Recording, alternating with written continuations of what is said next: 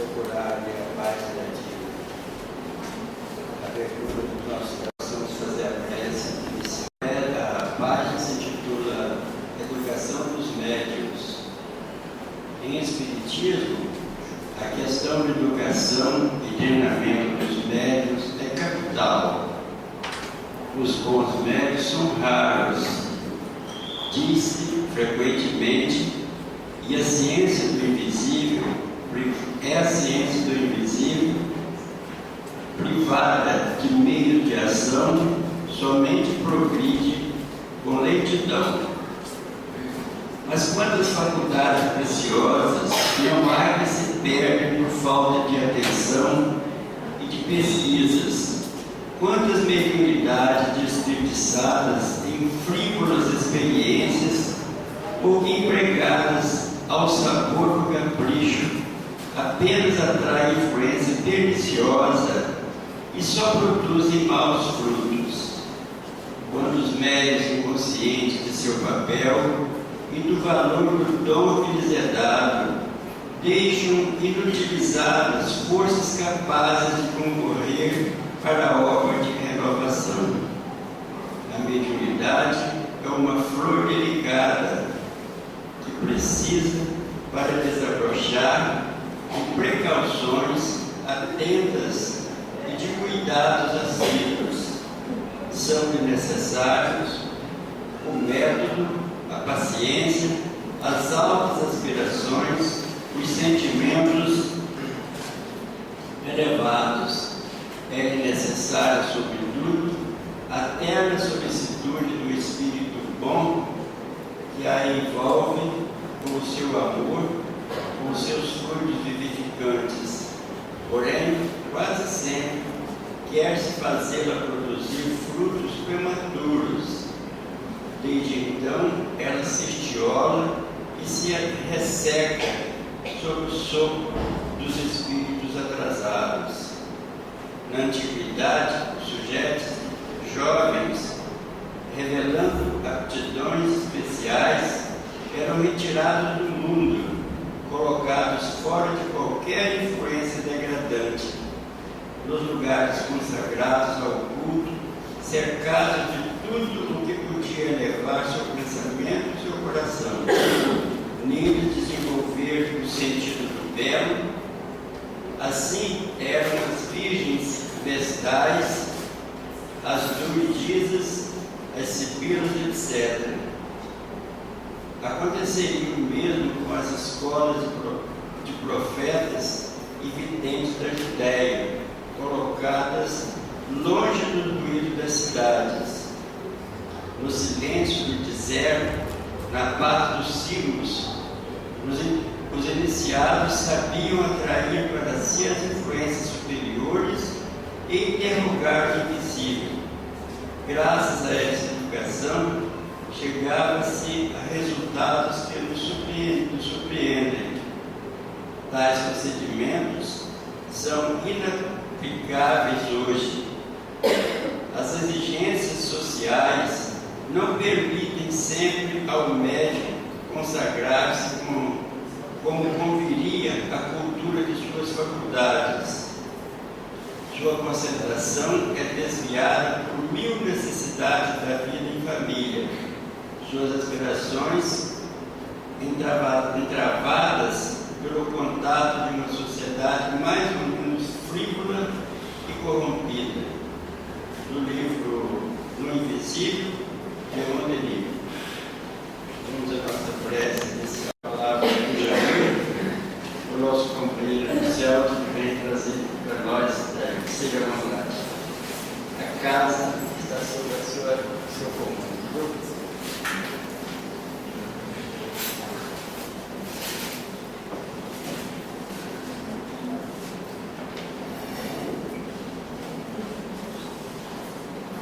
Prezadas irmãs e prezados irmãos, uma boa noite. Que o Senhor Deus, cujas bênçãos não se cansa de derramar sobre todos nós, nos abençoe sempre. Que a proteção e o amparo de Jesus, de nossos guias e benfeitores espirituais, se façam presentes em nossa existência. Mas, acima de tudo, que nos façamos merecedores de tudo isso. Normalmente, nós temos os estudos realizados em cima de uma obra de Kardec. Quando fui estava a falar alguma coisa, eu propus a conversarmos sobre o capítulo 33 do livro Depois da Morte, a vida no espaço. Mas mesmo este assunto, nós temos as questões do Livro dos Espíritos e as questões dos assuntos contidos no Evangelho. No Livro dos Espíritos, nós teremos a pergunta 55. Todos os globos que giram no espaço são habitáveis? Aí a resposta às vezes não é muito agradável para nós.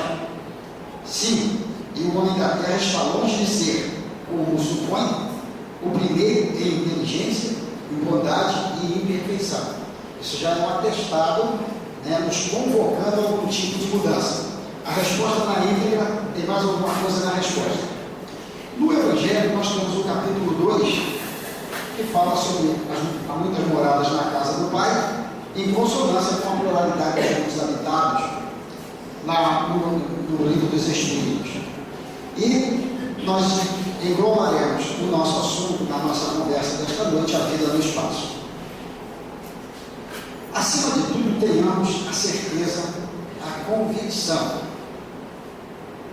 de que não somos exatamente aquilo que nos sentimos. Aí vocês devem pensar assim: o palestrante não está bom da cabeça. Não, mas é verdade. Eu estou dizendo que estou afirmando. Se tivéssemos a capacidade avançada da visão, da múltipla visão, não namoraríamos a moça porque veríamos apenas o seu esqueletinho. A moça, por sua vez, não nos namoraria porque só veria o nosso esqueletinho. Então, a vida física, a vida como nós estamos englobados nela nesse momento, e isso já é motivo de avançados estudos da ciência chamada materialista, em que essas realidades que nós podemos mensurar, medir, não passa de uma mera ilusão. Na qualidade de espíritos, nós sabemos que a verdadeira situação nossa, a verdadeira vida, é a vida espiritual. Mas isso também, essa situação ilusória que nós vivemos, ela também nos traz uma outra consequência. Muita gente tem medo de morrer, tem medo do desencarne. A única coisa certa na nossa existência física. Não adianta, um dia nós vamos desencarnar. O fenômeno do desencarne é um fenômeno que deveria ser muito mais reverenciado do que temido. Por quê? Ao vermos as condições da verdadeira vida, a vida no espaço, entenderemos por que nós passamos alguns parcos momentos aqui no plano físico e depois partimos para o mundo espiritual. Vamos dizer assim, esta confusão, toda a confusão aí no bom sentido, ela começa com uma revelação bombástica elaborada por Jesus para seus discípulos, e que eu hoje tenho certeza que eles não entenderam absolutamente nada que Jesus estava dizendo. Não dava para compreender aquilo que Jesus estava revelando, quando ele assim se dirige aos discípulos: na casa de meu Pai não se turbem os vossos corações. Vamos lembrar o item completo, o versículo completo. Credes em Deus, crede também em mim. na casa de meu pai há muitas moradas. E se assim não fosse, eu vos teria dito. Hoje, os nossos, no meu caso, netos, sobrinhos, filhos não, que estão todos criados, bisnetos, daqui uns dias bisnetos, e vai por aí fora. Nossas crianças têm um conceito sobre a realidade que nos acerca muito, muito maior do que se tinha as mais proeminentes mentes pensantes da época de Kardec e de Leon Denis. Qualquer criança hoje brincando nos seus computadores, essas máquinas fantásticas que foi disponibilizada para todos nós, ele sabe mais astronomia do que sabia o nosso grande e fantástico Camille Flammarion, que era astrônomo. Eu me refiro naturalmente ao Camille Flammarion encarnado, não o Camille Flammarion espírito, porque aí a coisa muda de figura realmente. Eu me refiro nessas comparações de tempo que se sabia naquela época, que se sabe hoje. E quando nós vamos falar sobre a vida no espaço, é o momento que Leon Denis, sabiamente, através da sua forma poética, de elaborar seus comentários, suas dissertações, procura, por assim dizer, tirar os nossos pés do lodaçal da matéria e nos lançar espaço afora, numa visão altruística, profunda, do que realmente nós somos. Ainda não aprendemos a nos valorizar como espíritos imortais que todos nós somos. Ainda não aprendemos a fazer isso. Muitas vezes somos complicados, maldosos, descuidados, esquecendo a nossa verdadeira responsabilidade. O Evangelho segundo o Espiritismo, capítulo 11, tem 13, segundo parágrafo. O Espírito da Verdade deixa muito claro para nós que a vida física deve servir unicamente para o progresso do espírito e que se consegue exatamente estando encarnado. Deus não nos mandou para cá por um simples ato de recreação e ficar lá em cima sorrindo dos nossos tropeços. É porque estando encarnado aprendemos coisas muito mais rápido do que se estivéssemos no plano espiritual. Mas vejamos um exemplo prático desta realidade. No passado, na Roma antiga, lá vinha eu com a minha bica, belos cavalos, e resolvi atropelar um de vocês. Só por maldade. Vocês já estão lá atropelados. E desencarnava através daquele ar insano, rompia os laços encarnatórios de vocês e vocês partiam do mundo espiritual. Dentro do processo da lei de causa e efeito, eu terei que passar por ação idêntica. Aí eu pergunto, como é que eu vou desencarnar num acidente se eu não vou encarnar? Então vira um exemplo prático de por que a encarnação é necessária.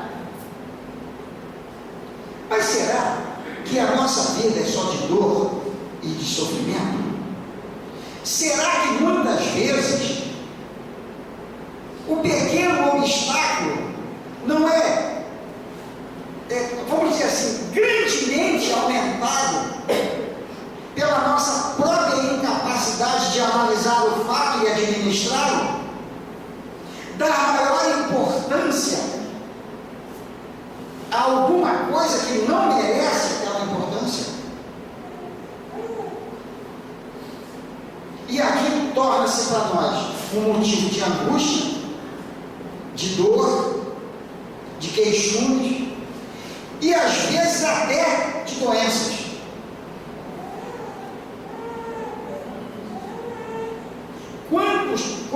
pessoas eu conheço que são obrigadas a tomar os tais tarja preta,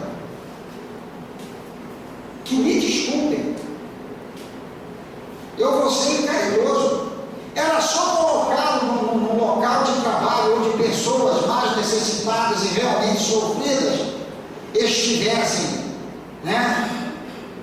disponíveis para o trabalho dela, ou se ela se dispusesse a trabalhar. Eu vou afirmar para vocês, em 15 dias, não vou falar 14 não, porque fica meio místico, 7, certo? Então 15 dias, se eu disser 7 em 14 dias, a coisa entra no campo da numerologia, não é essa a minha intenção. Em 15 dias ele deixaria de tomar remédio de tarja preta. Por quê? Infelizmente, a criatura atribui aos problemas que a maior importância do que realmente eles merecem. E é quando o nosso querido Leon Denis procura chamar a atenção para essas realidades, para a alma que liberta do plano físico possa, por assim dizer, usufruir da criação definitiva do Pai. Não esqueçamos, prezadas irmãs e prezados irmãos, somos co-criadores responsáveis. Pergunta 132 do Livro dos Espíritos.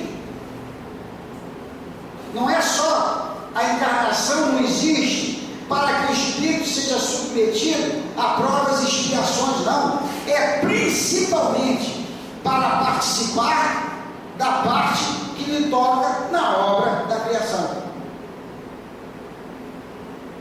No meio dos espaços, não há mais moradas circunscritas para as almas. Ou seja, você não estará, a não ser por uma questão pessoal de preferência, atrelado a nenhum mundo.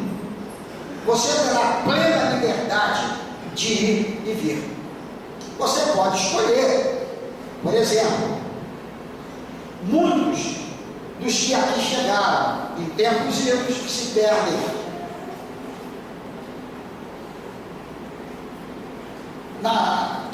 na noite dos tempos, ainda permaneceram junto ao nosso sistema solar e o planeta Terra, no planeta Terra principalmente, agradecidos a Jesus que os recebeu para um processo de refazimento educativo, já que nas suas moradas, nos seus planetas, eles lá não mais poderiam permanecer, a caminho da luz do Emmanuel, e o livro Exilados da Capela, normalmente é conhecido pelos espíritos. Muitos aqui permaneceram por uma questão de gratidão, mas não por necessária obrigação. Então ele coloca no meio dos espaços, não há mais morada circunscrita para as almas. Tanto mais livres são quanto mais refinado é aquele espírito.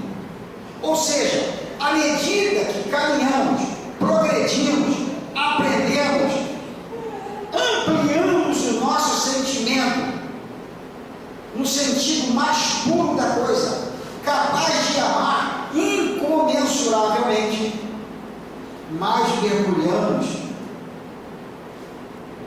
nessas esferas de luz, nessas dimensões impossíveis de serem aquilatados pelo homem terrestre no estado atual em que nos encontramos.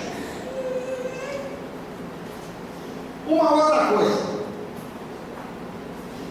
quais são os mecanismos que usamos nessas esferas?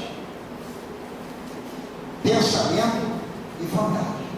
Pois bem, será que alguma das irmãs ou algum dos irmãos presentes já imaginou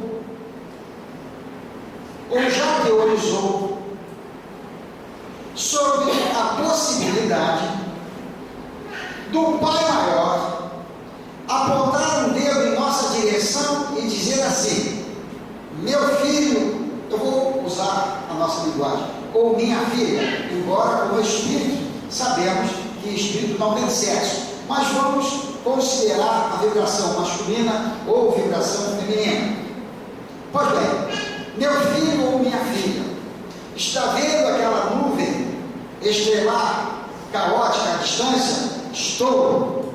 Pois vá para lá e monte, organize um sistema solar. Vocês já pensaram nisso? Sinceramente? Vocês já se viram na condição de serem convocados para isso? Aí vocês podem, eu pensei sim, mas é uma coisa tão distante que eu deixei para lá. Pois eu lhes digo, comecem a refletir assim. Comecem a pensar para cima. Comecem a tirar os pés do chão, do chumbo da matéria. Porque não tem jeito. Esta é a nossa destinação.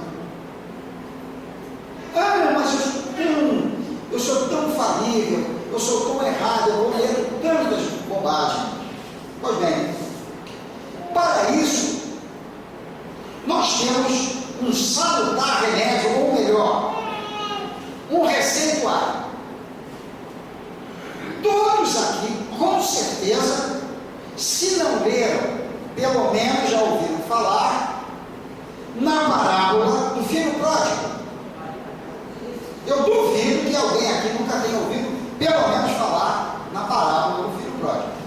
Pois bem, senhoras e senhores, agora não sou irmão e irmãs, não. Senhoras e senhores, é o mais profundo receituário e mapa indicativo do progresso do espírito.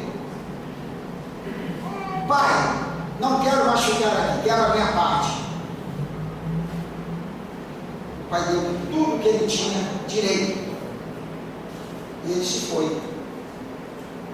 Simbolicamente, aquela pessoa que vivia numa situação bastante confortável, chega ao último grau, vamos dizer, da degradação, ao ponto de ter que comer a mesma comida dada aos porcos, para não morrer de fome. E nesse momento, ele enxerga que o verdadeiro local, a sua verdadeira posição era junto ao Pai. E aprendeu grandemente a lição. Quando você analisa o personagem que parte, ele aprendeu a lição. Porque ele já não queria ser chamado nem de filho, mas apenas se constituir em um dos empregados daquele senhor, daquele rico fazendeiro. Nós sabemos que o fazendeiro aí é Deus, e esse personagem, na realidade, é a expressão de cada um de nós, homens ou mulheres, porque não somos, estamos homens ou mulheres, na sua própria jornada, na sua própria odisseia, para chegar a essas alturas da espiritualidade. E vejam vocês, ele precisou passar por uma série de circunstâncias, porque não sabia aplicar ainda as regras da sua própria vontade. E aí o Leon Denis coloca para nós: a vontade é a faculdade soberana da alma, a força espiritual por excelência, é a essência mesmo da personalidade.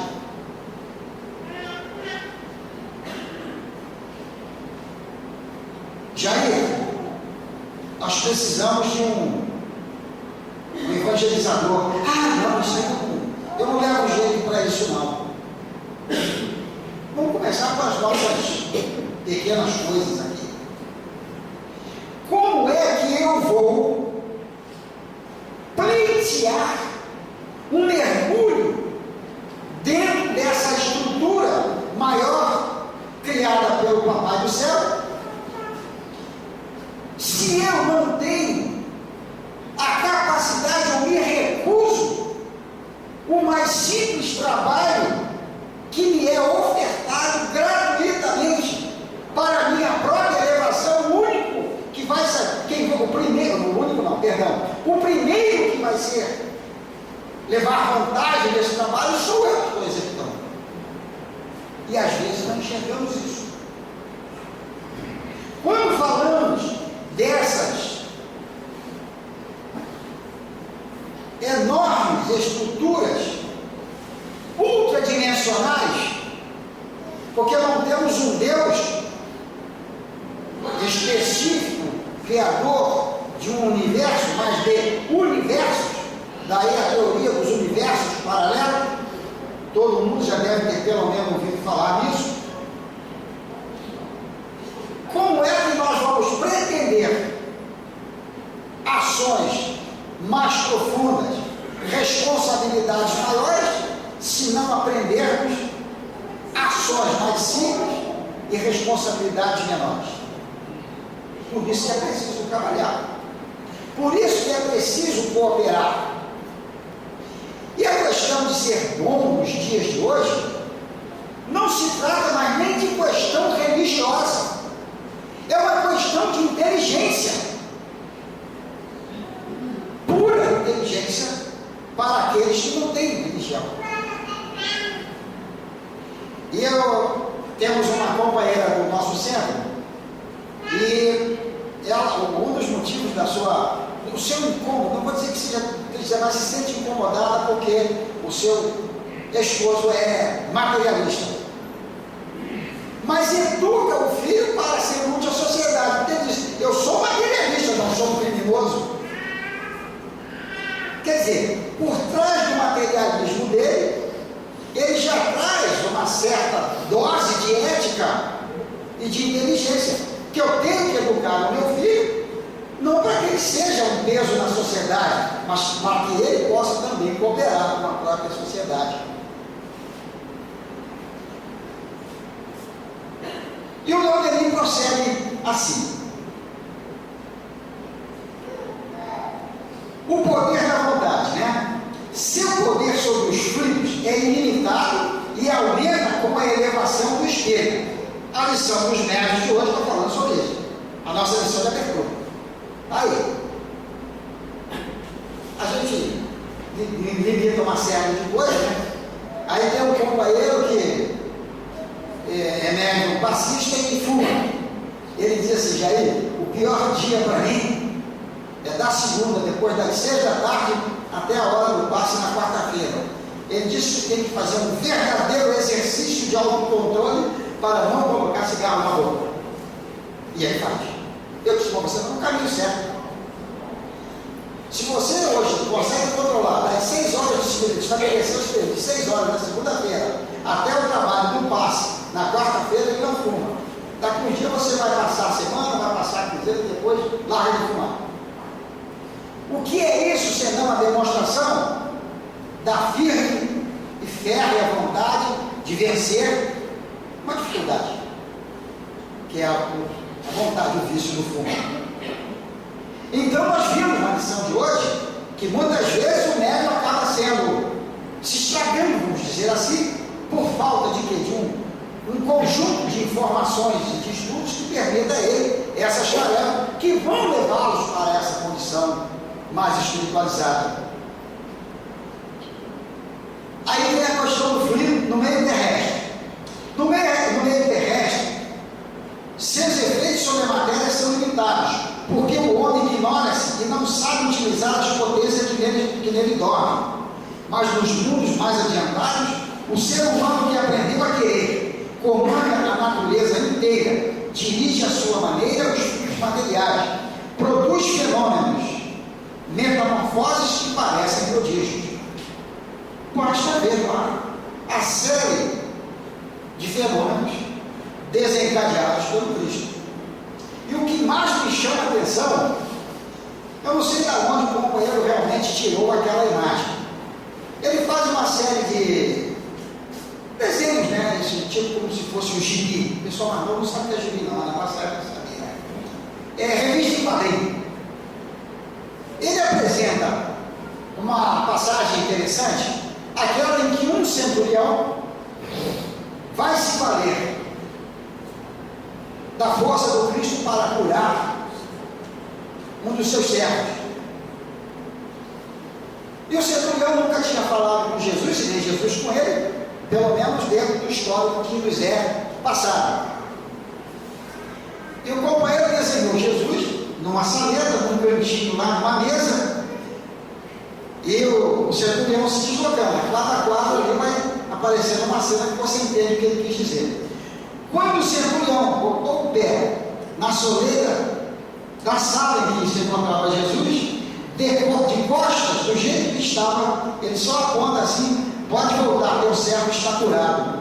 Nem mesmo em Jerusalém encontrei fé maior do que essa. Quer dizer, vai ser reto assim lá no céu, né? Porque aqui na terra não temos. Nunca falou para o camarada, o centurião levou o pai da susto, não acreditou em nada. Engraçado que no desenho lá, na criação artística lá em quadrinhos, o centurião volta e você nota com um olhar de espanto, um monte de interrogações em cima da cabeça. Quando ele chega, se aproxima da sua morada, está lá o servo na porta esperando para cumprir o escrito da coisa. Aí ele não entendeu nada. O que é isso, senão essa capacidade de escrita para o Leão Denis, que dorme dentro de cada um de nós? Mas vocês querem ver como é que vocês já têm também algumas coisas para vocês avaliarem entre si? Quantas pessoas entram na sala de cura? Uma vez, duas vezes, três vezes, e depois, meu irmão, não se sumiu tudo. Eu estou muito melhor.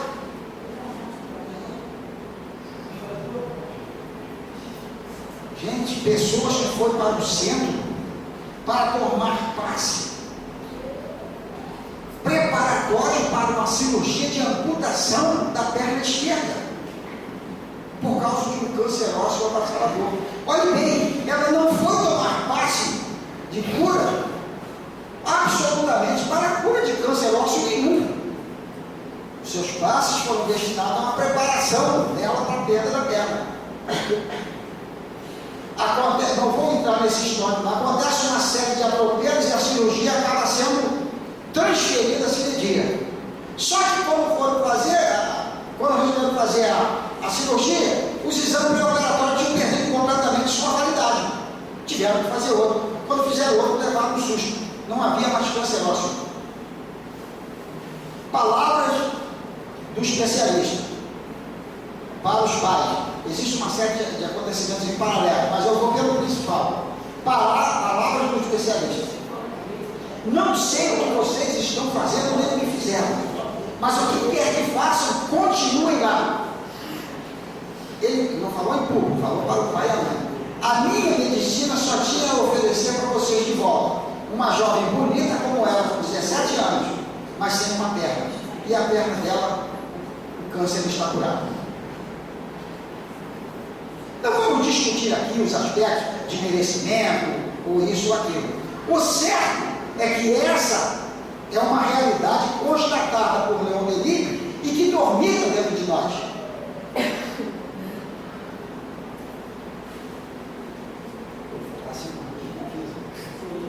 Senão o pessoal, quando eu sair lá fora, você. O relógio é 9. O relógio está no relógio. Aí ele prossegue. A ação da vontade sobre a matéria entrou, entretanto, no domínio da experiência científica. Graças aos estudos seguidos por numerosos fisiologistas sobre os nomes de hipnotismo e de sugestão mental. Viu-se experimentadores, por um ato direto da sua vontade, fazerem aparecer chagas, estigmas, e essas coisas a gente sabe como funciona, tem medo. Mas voltando à questão da vontade verdadeiramente em si. Se ela exerce uma influência sobre a matéria bruta e sobre os frutos rudimentares, compreender-se-á tanto melhor seu império sobre o perispírito. Gente, quando eu sento ali para receber amorosamente o passe de vocês, há uma interação perispiritual que permite um acasalamento fluídico entre vocês médiuns e eu que vou ser socorrido. E nesse processo, nessa ação ainda pouco compreendida, elementos salutares, resultantes do chamado fluido místico, que é o fluido que vocês bebem, consociado ao fluido do Espírito Guia, que acompanha vocês, que os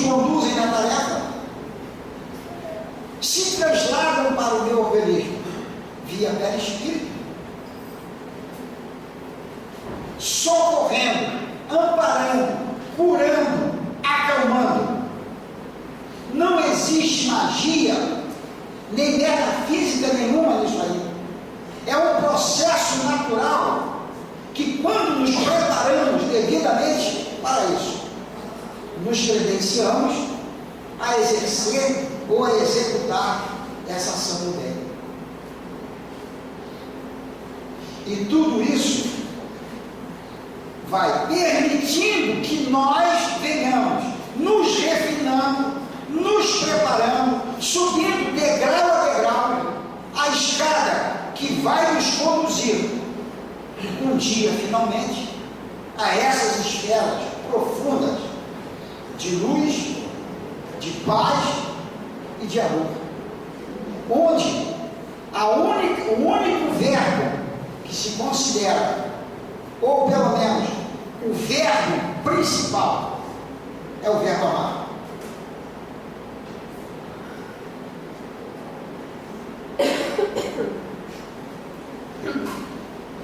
Qualquer ato da vontade reveste uma forma, uma aparência fluídica e grava-se no envoltório perispírito. Tudo bem, em termos gerais. Mas vamos prestar atenção. Qualquer ato da vontade de ser reveste uma forma, uma aparência fluídica. É por isso que nós temos que vigiar os nossos pensamentos. Porque o pensamento e a vontade são as ferramentas criadoras no campo fluídico natural que nos envolve. Se eu penso bobagens, elas se manifestarão. Há casos, por exemplo, em que pessoas que não eram necessariamente ruins, mas usou a sua arte, o seu dom, de uma forma que desencadeava pensamentos ruins, e o plano espiritual teve sérias dificuldades para socorrer a criatura, que não era vítima de obsessores, né, ou perseguidores espirituais diretamente. Ele era vítima das formas de pensamento elaboradas através da arte que ele executava, exercia aqui no plano encarnado. Então é preciso que vigiemos, que controlemos os nossos pensamentos. Porque ele, nesse período gramatical, ele coloca qualquer ato da vontade de ser, reveste uma forma, uma aparência fluídica e grava-se no envoltório perispirítico. É por isso que, quando nós pensamos bobagem, essa marca se sobressai e o camarada meio descompassado, desencarnado, meio descompassado, que também se coaduna com aquilo, se aproxima de nós, porque ele identifica nada mais, nada menos do que um parceiro. Ele prossegue. Torna-se evidente que esses atos são inspirados pelas paixões materiais. Sua forma será material, torna-se evidente que se esses atos são inspirados pelas paixões materiais, sua forma será material e grosseira. A maioria de vocês deve ter lido a obra de André Luiz lá, que o socorro que ele vai prestar ao seu avô, numa das regiões, né, de descompasso. Está lá o seu avô com um monte de sujeira, de lama na mão. Na visão dele era ouro. Porque o seu psiquismo estava em cima disso. Certa vez, um companheiro médico de uma outra casa identificou uma dessas pessoas que andam com um monte de mulanos e tem problemas sérios mentais, numa das ruas do Rio de Janeiro. E ele identificou no psiquismo dela que aquele saco cheio de troços que não tinha valor nenhum, era como se fossem tesouros naquela mente conturbada. Era como se fossem tesouros, coisas de valor. Quer dizer, aquilo estava, aquele espírito pensante, aquele ser pensante, tinha a sua mente impregnada de supostos valores, porque nós sabemos que 1 milhão, 10 milhões, 100 milhões não significa muita coisa a não ser, no plano físico você tem muito dinheiro. Passou para o lado de lá, ficou para alguém. Mas se eu vou para o lado de lá, com a ideia voltada para o meu dinheiro, que ficou no banco tal ou no banco qual, aonde estiver o seu pensamento, aí estará o nosso coração, aí estarão os motivos da nossa preocupação. E ele prossegue: o perispírito, as mesmas causas reproduzindo-se, os mesmos efeitos, acumulam-se a condensações materiais que se interpõem entre a natureza e nós, e interceptam a maior parte das sensações, mas diretamente, sem intermediário, através de todas as partes do seu ser. O que ele quer dizer com isso? Se eu tenho ideias e pensamentos o tempo todo voltado para as coisas mais, não são coisas criminosas, não vou me referir a coisas hediondas, não, absolutamente, eu vou até excluir as questões criminosas, mas vamos dizer, eu só penso em bolsa de valores, eu só penso em CDB, RPT, sei lá como é o nome dos certificados aí de banco. Como é? Não dou a menor brecha para que o meu cérebro, o meu sistema pensante receba coisas mais nobres e desencarno sobre essa égide. Do lado de lá eu fico na mesma situação. E muitas vezes recebemos companheiros nas nossas mesas de desobsessão, está se tornando quase uma rotina semanal. Espíritos que não eram espíritos ruins, mas espírito ruim não, matou, roubou, estupro, não fez nada disso não. Só que o espírito, o companheiro não tem noção nenhuma de vida espiritual, dessas mansões, dessa vida no espaço. Desencarna e fica às vezes, né, no próprio lar, na vizinhança.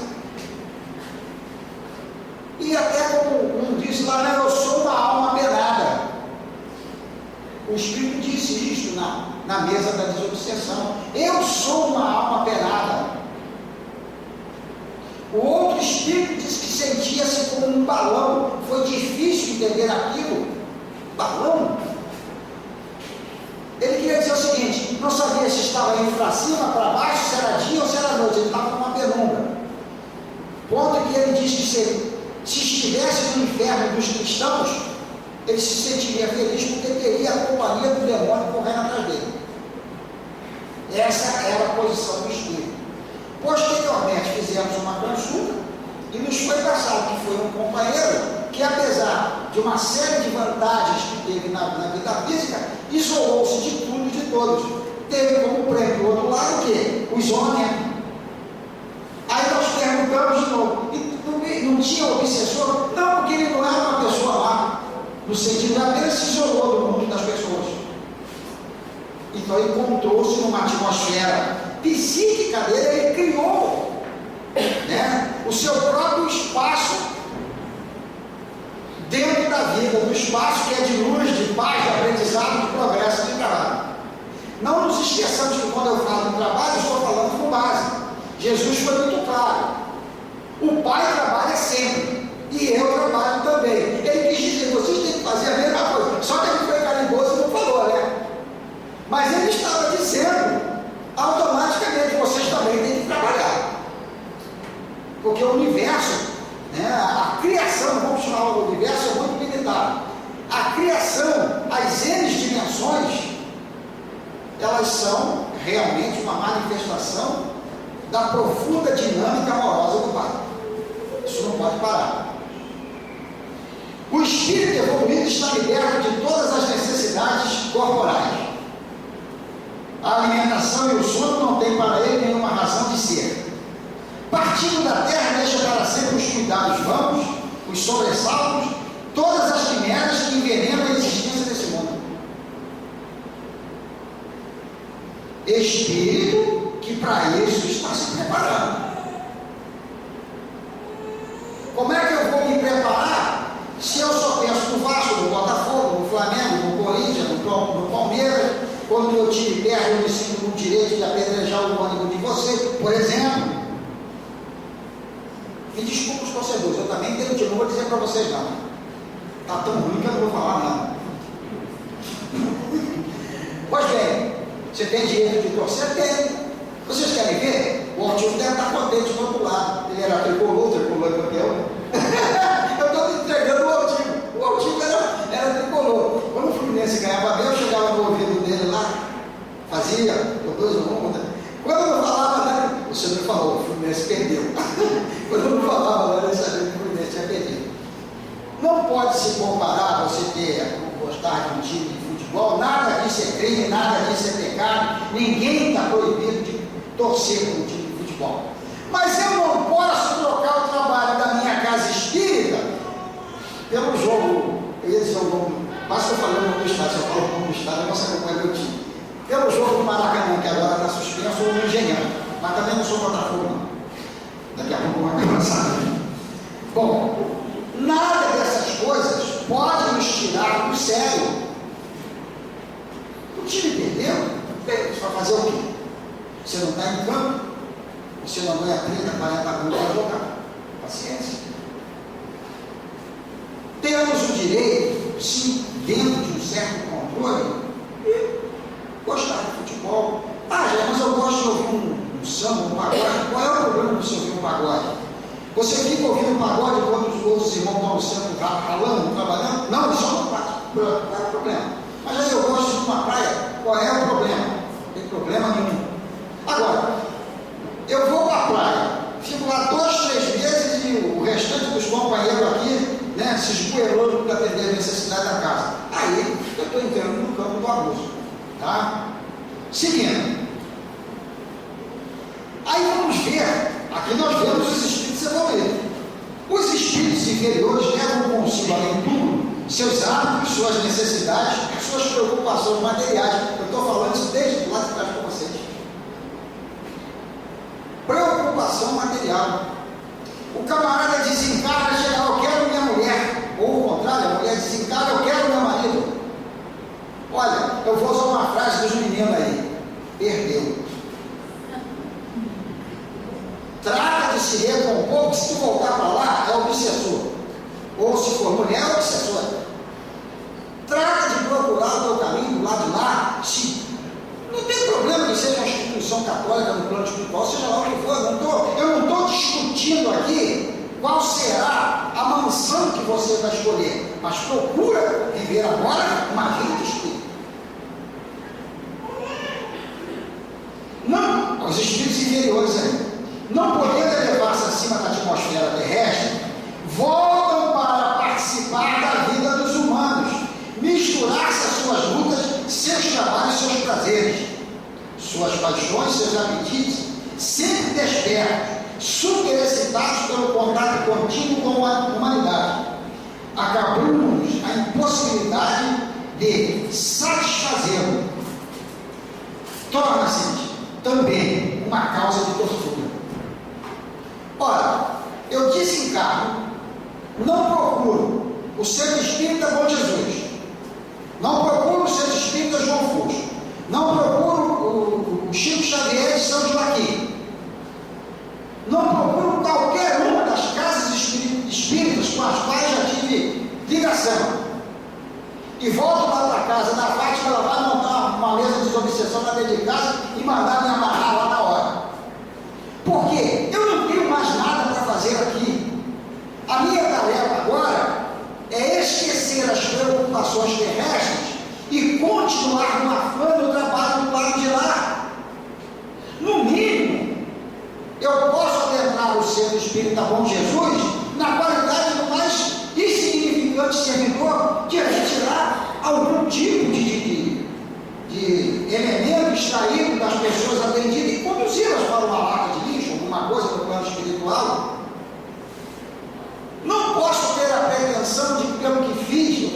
por mim, e isso se aplica a todos nós, de achar porque cheguei, vim aqui, fiz um estudo com vocês, vou desencarnar e vou alçar um voo de espaço afora. Desculpem, mais uma vez eu vou junto aos garotos. É ruim.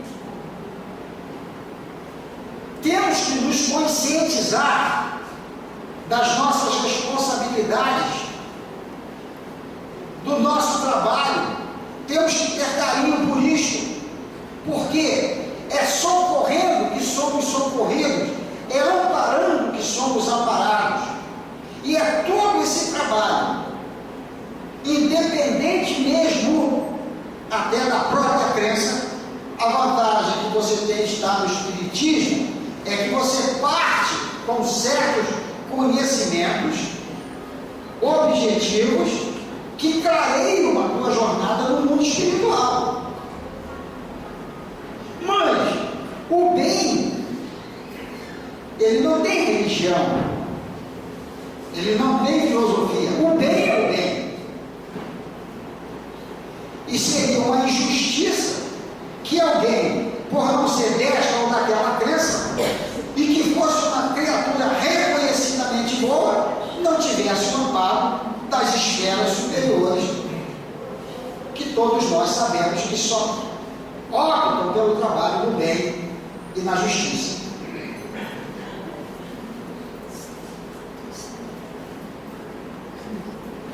Aí uma coisa interessante. Vai terminar? Não, vou terminar. Está no finalzinho. Os espíritos não têm necessidade da palavra para se compreenderem.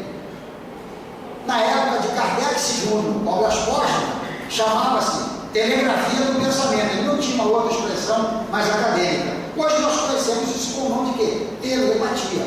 Na verdade, nem é telepatia, porque quando nós pensamos, o pensamento se desloca através do fluido quântico universal e qualquer pessoa é capaz de interceptá-los. Então, prezadas irmãs, prezados irmãos, conscientizemos das nossas responsabilidades.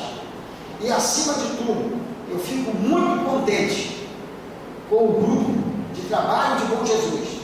Eu tive, durante todo esse tempo, desde a primeira vez que aqui no Norte Fluminense estivemos, temos 15, 16 anos, eu estive junto com o grupo de vocês que estava lá representado na cidade de Itaú. Então eu não fui assíduo junto com vocês, mas eu me sinto participante dessa corte fundamental do Espiritismo, encravada aqui no Norte Fluminense. Que o Senhor Jesus abençoe todos vocês e vocês continuem convictos de que só o amor constrói e o trabalho no bem é que enobrece as criaturas. Que o Senhor Jesus nos abençoe.